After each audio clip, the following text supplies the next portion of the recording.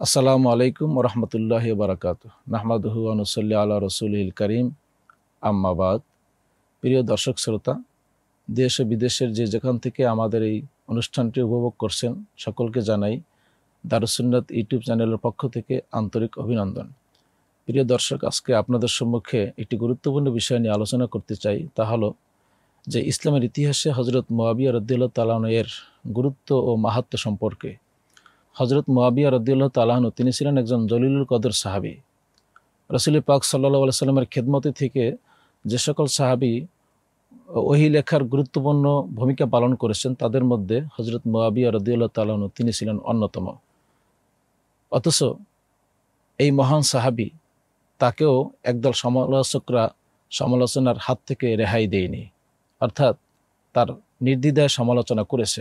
অথচ আমরা জানি ইসলামী শরীয়তে সাহাবায়ে কেরামের সমালোচনা চরমভাবে নিষেধ করা হয়েছে, যেহেতু সাহাবায়ে কেরাম সত্যের মাপকাঠি, এমনকি তারা ঈমানের মানদণ্ড হিসেবে শরীয়তে তারা শীর্ষস্থান দখল করে আছেন।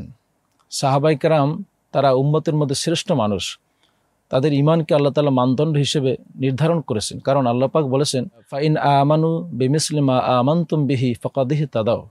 আল্লাহ পাক বলেছেন, যদি তারা তোমাদের মতো ঈমান গ্রহণ করে, এখানে তোমাদের বলতে সাহাবায়ে কেরামের ঈমানকে বলা হয়েছে।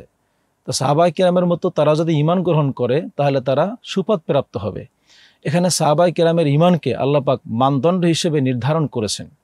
কাজেই যাদের ঈমানকে আল্লাহ তাআলা মানদণ্ড হিসেবে নির্ধারণ করেছেন তাদের তো সমালোচনা করা কোনো মুসলমানের পক্ষে এটি কখনোই জায়েজ হতে পারে না। প্রিয় দর্শক, সাহাবায়ে কেরাম তারা ছিলেন ওহী নাজিলের প্রত্যক্ষদর্শী এবং তারা ছিলেন সর্বপ্রথম ওহীর ধারক এবং বাহক।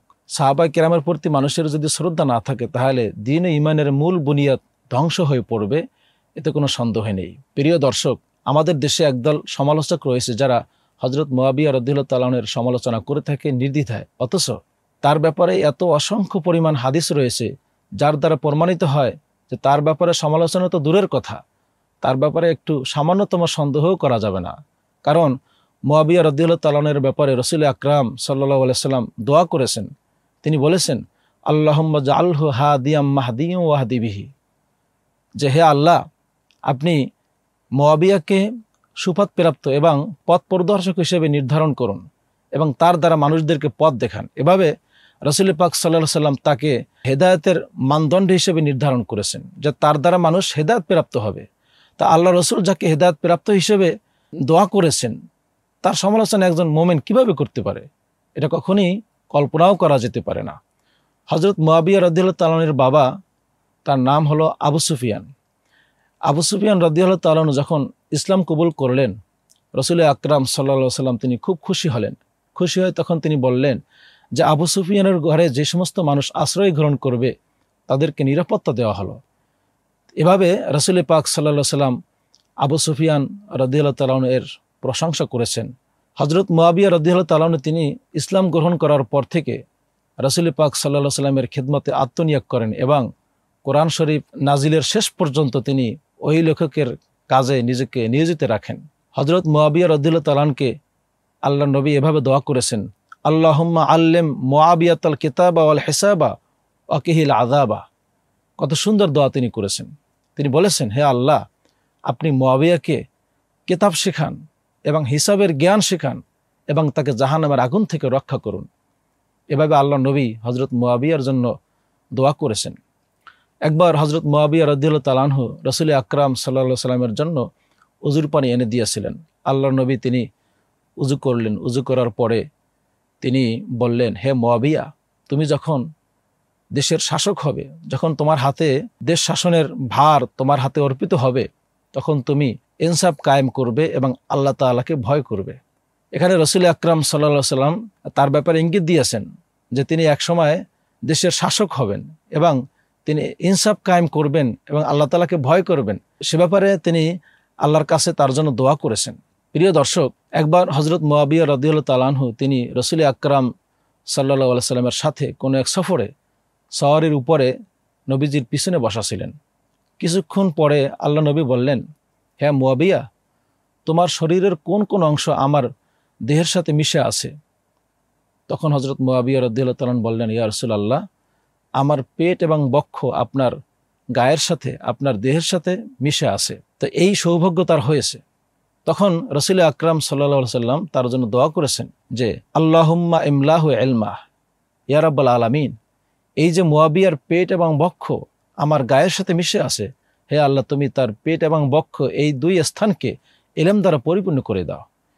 এভাবে তিনি তার জন্য দোয়া করেছেন। সম্মানিত দর্শক, হযরত ওমর রাদিয়াল্লাহু তাআলা আনহু তিনি তার জীবনে বলেছেন যে হে দুনিয়ার মানুষ, তোমরা আমার পরে কোনো মারামারি এবং কোন্দল সৃষ্টি করবে না, খবরদার।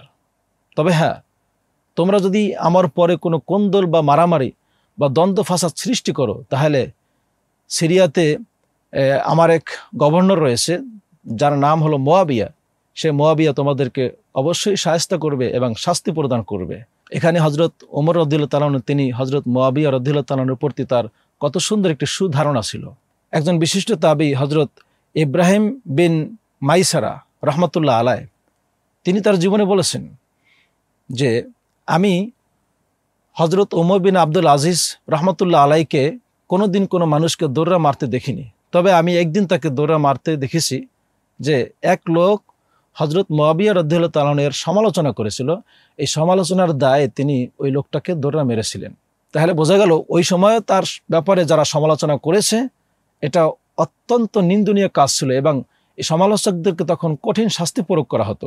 একবার হযরত আব্দুল ইবনে মুবারক রহমতুল্লাহ আলাই তার কাছে একদল লোক এসে প্রশ্ন করলেন যে হযরত ওমর বিন আব্দুল আজিজ এবং হযরত মুয়াবিয়া রাদিয়াল্লাহু তাআলা আনহু এই দুই ব্যক্তির মধ্যে সর্বোত্তম ব্যক্তি কে, অর্থাৎ তাদের মধ্যে কতটুকু পার্থক্য আছে এ বিষয়ে জানতে চেয়েছেন।